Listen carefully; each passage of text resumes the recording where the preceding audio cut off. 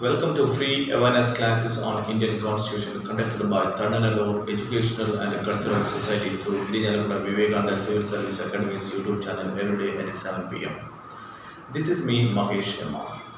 As usual, all of you please subscribe our YouTube channel, and if you are interested in this class, please like and share it. Today, we have the fifth set of fundamental rights in the form of cultural and educational rights, which covers the articles 29 and 30. Let us see the title of Article 29. It says about the protection of the interest of minorities.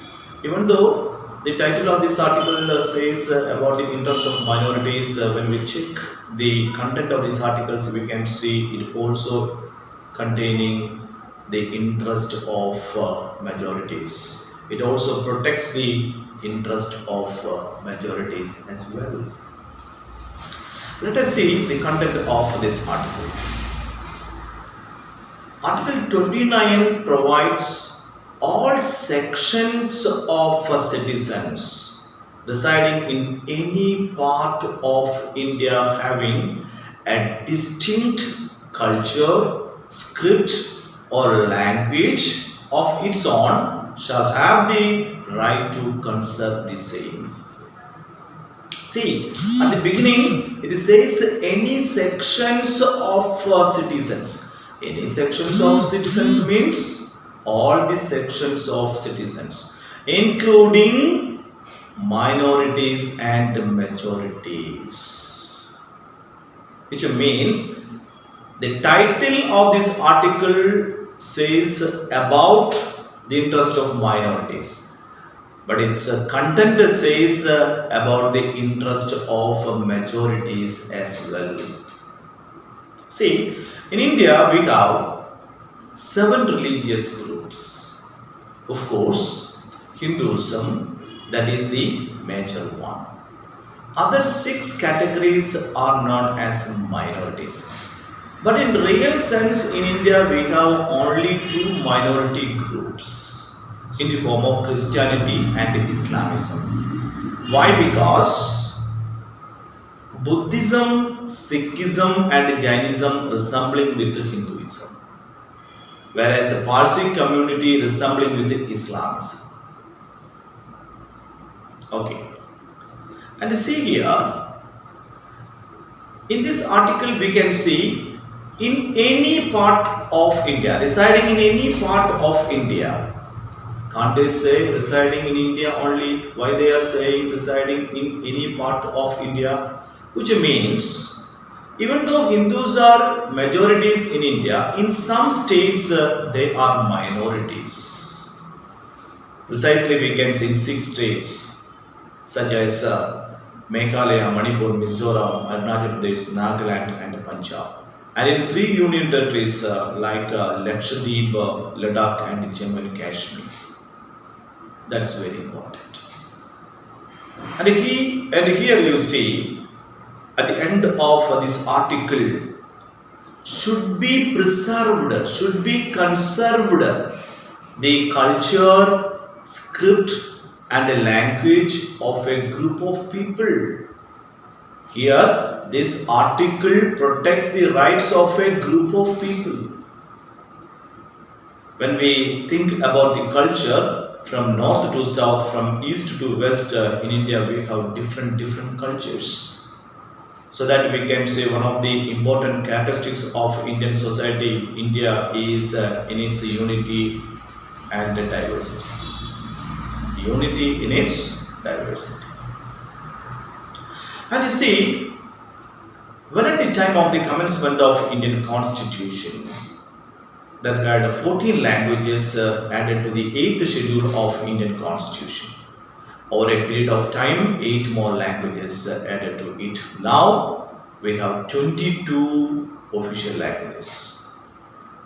Apart from these 22 official languages, there are many languages existing in India. All these languages should be protected, should be preserved, and their script should be preserved. When we check the script of different languages of India, mostly we have a Devanagari script. That also very important point.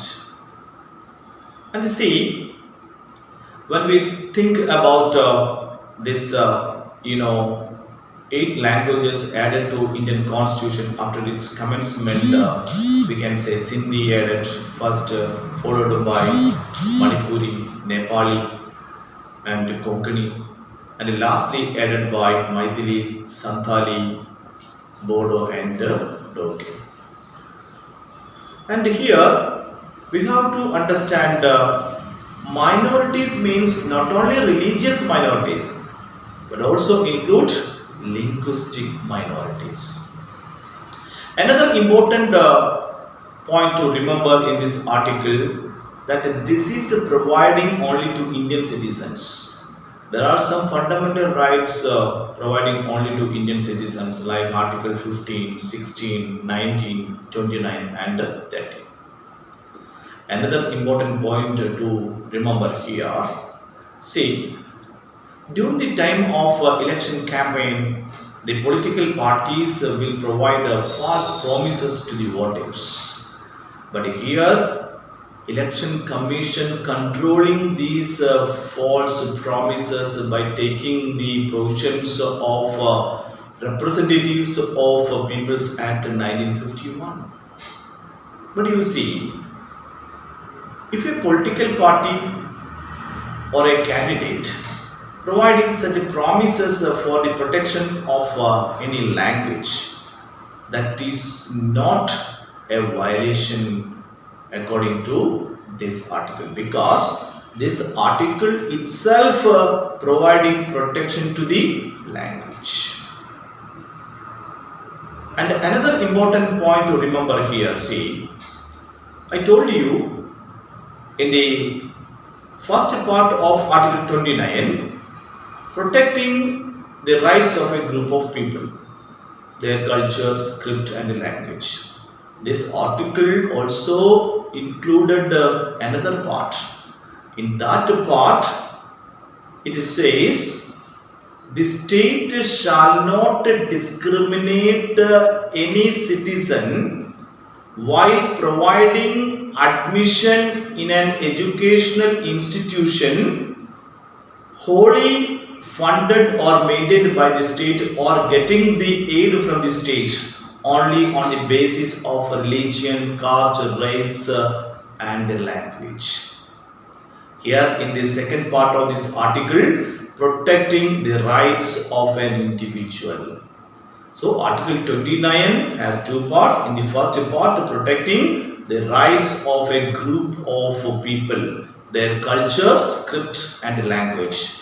In the second part, protecting individual rights, their rights in an educational institution at the time of their admission, at the time of getting an admission. Now I think you could understand Article 29 of Indian Constitution clearly. I am concluding this session, so thank you very much.